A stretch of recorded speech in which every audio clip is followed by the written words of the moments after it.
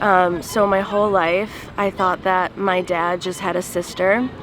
And when I was 13 years old, I got a phone call. I was home alone, and it was a collect call from a prison. And I took the call because I was curious. And it ended up being an uncle I didn't know I had, who was in prison because he was a serial killer. And my parents kept that from me. They didn't want to tell me. And it's just something I wish I didn't know. I mean, I want to know, but it sucks, you know? I was like, my mind was blown away. And yeah, it's like a taint on our family name, and it's sad, but yeah, I do know now though. Do you wish you never like took that call and like? I mean, it was, I don't know, I'm glad I know.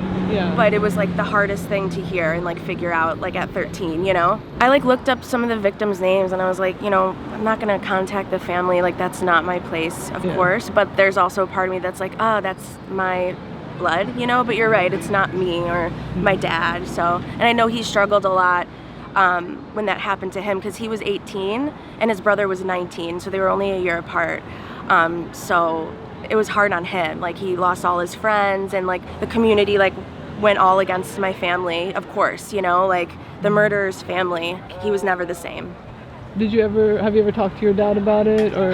I've tried to, but he doesn't like to talk about it really. Like his dad was never the same and they just never really recovered. And I know, and I feel like generations carry some trauma from like past generations. So yeah, I just think about that. So I was in a thrift store one time, and there was a baby, like a toddler, sitting in the cart, and it was screaming and crying and calling out for its mom, and its mom was just standing there, ignoring it and shopping. And when I was a kid, I was neglected as a child, and watching that happen in real time and hearing the baby screaming was something that I could have never heard and lived a very happy life. It was rough. One thing I wish I never heard, I feel like growing up in a lower income family or places where there's a lot of struggle and challenge, there tends to be ideas that in order to be successful, in order to make money, you have to be evil or you have to sell your soul, and the only way to get successful is to do something wrong. And I think that I developed a weird relationship to the ideas of money and success at a young age for that reason. And I wish that nobody ever told me that. I wish I never absorbed that. I wish that I had ideas of abundance from the get-go, and that you're like just being great in this world means that you should be rewarded for that. And I feel like I'm there now, but I wish maybe I had been there earlier. For anyone who's not there, just recognizing that there is abundance in this world and being great at things, solving problems, being good to people, whatever it is that is unique, special, valuable about you deserves success and can be your path. You don't have to do anything bad to make that happen. What's one thing you wish you never heard? Probably that I'm a crack baby, because like nobody wants to know. How old were you when you heard that? Like 7 or 8.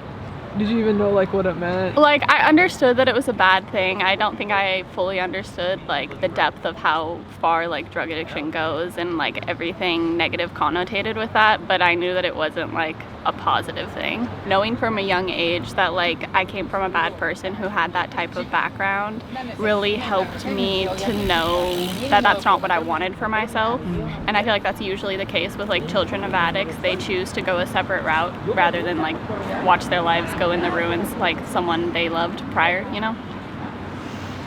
Racism and colored, all that. Never wish I learned that. Never heard that. I wish I never heard that in my life. Do you remember the first time you kind of like understood what it was, or like yes, heard it? for sure. Yeah. It's deep. But yes, I remember my dad's white, my mom's black, so it's a rare breed. So there's like there's a lot of black dads, and there's a lot of, mostly black dads, and then white moms. But then like my dad's white, and my mom's black, so I went through both. So, but I guess that's it. No. That the pipes in LA are full of chemicals, including forever chemicals, and they're full of lead. And yeah, I just wish I never learned that because we use water for everything. And it's painful to know that our city doesn't care for our water source. Yeah, I wish I didn't know that right now. So you genuinely wish like you could just be oblivious to it? I guess it's just, there's realities that you wish not to know because we can't do much about it, not right now. And because you know for a fact that there's very vulnerable communities that will not be taken care of for, and that you need to talk to them, see them every day, like your neighbors, your old neighbors who are immigrants or from very, very low income communities who are like getting sick and stuff, and you're like, oh, it's probably the water. And now you can change that. You can change that right away. The city says that they're gonna take 10 years to clean it up, and now they're asking for more time. So in 10 years, some of my neighbors are gonna be 80, 60. The babies are gonna be 10, 15, 20. They're gonna have so many chemicals on their bodies. One thing I wish I had never heard was we do a Christmas party at my family every year on Christmas Eve, and my little sister was maybe like 2, something like that. And no, that's not true. It wasn't at the Christmas party. I can't remember where we were, but anyway, it doesn't matter. We're somewhere. We're at like a function, like a family party function type thing. And my little sister took one of those green and white hard candies that you can get like at a restaurant, and she got it stuck in her throat. And she was like gasping for air, and she was choking on it, and my mom had to fish it out. And I wish I had never heard that sound of her gasping for air, for real. That was gnarly. That's the sound I wish I'd never heard. Hotel California. Reminds me of cleaning the bathrooms when I was a kid. Why is that? My parents had a record collection that was like about 10 records deep, and every weekend when we had to clean the house, my job was cleaning the bathrooms, I had to hear that record. Reminds me of cleaning the bathrooms. Yep. Probably the word moist or Hotel California. Can you tell us why those are your answers? I don't know. The solo in Hotel California is kind of daunting. It's like you hear it and it's like wow, wow. And moist, it's just if you think about it too much, the noise of the word gets to you. So probably that we used to flavor things with like a secretion of the beaver's anal gland. I think it's called castoreum, and that's how we used to flavor candies and foods, raspberry and vanilla flavored. And I wish I never heard that.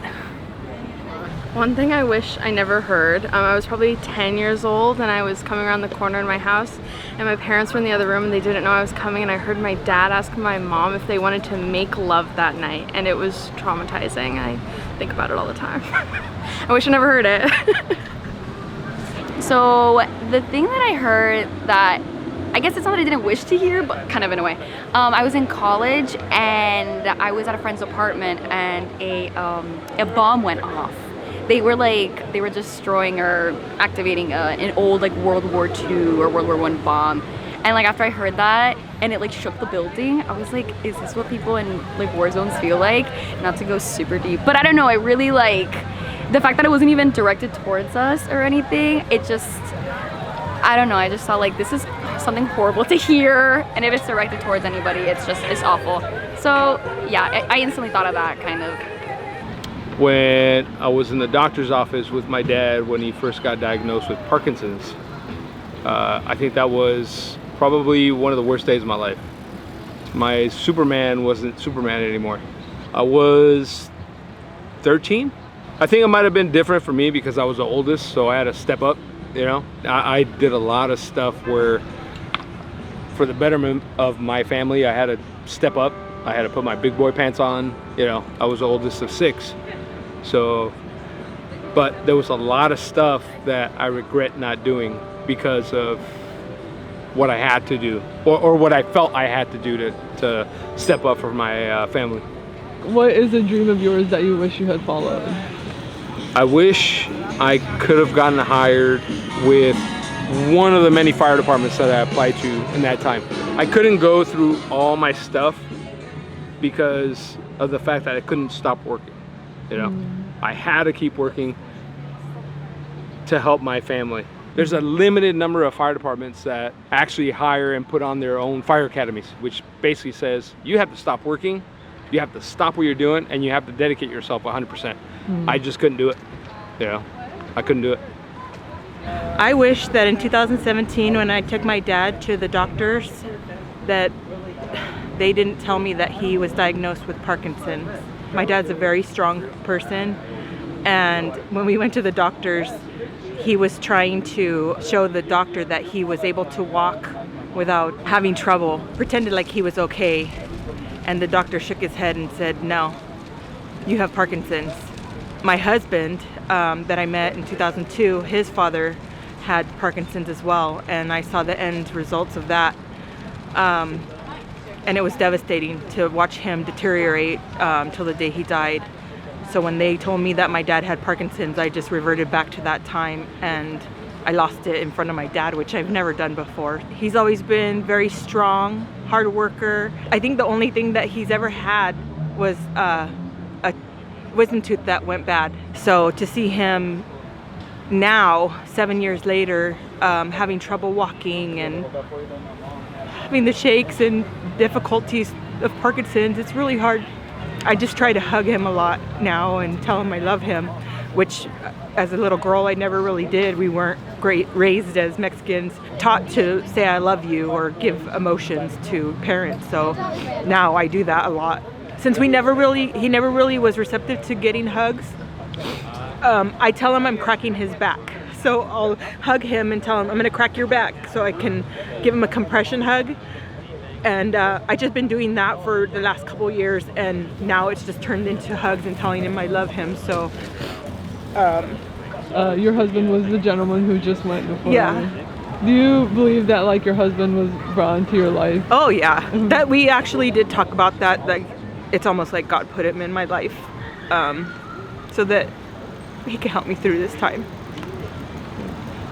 What's one thing you wish you never heard?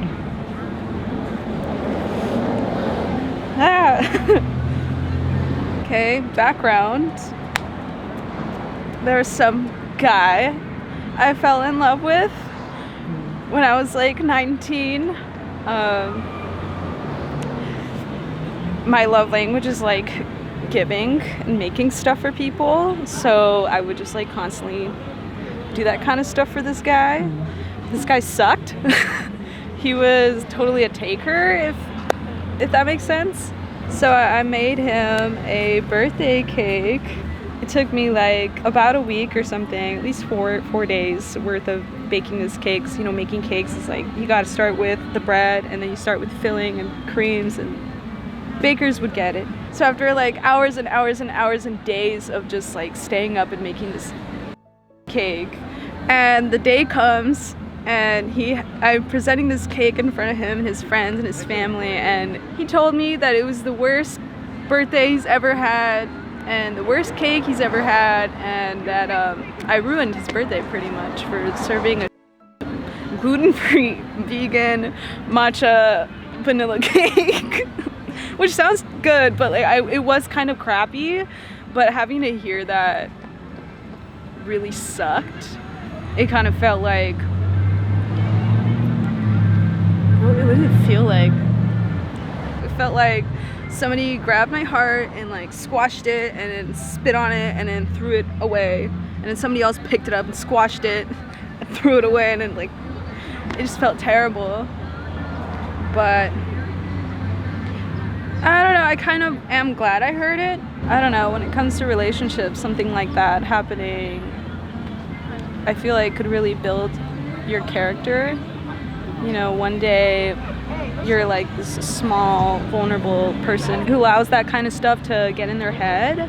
And then once you hear it enough times, you're so fed up with it that you sprout. You become someone who doesn't tolerate that shit anymore. So I guess I'm kind of glad I did hear that my cake was because now I'm a pastry chef and I can make all these vegan cakes from scratch. That guy.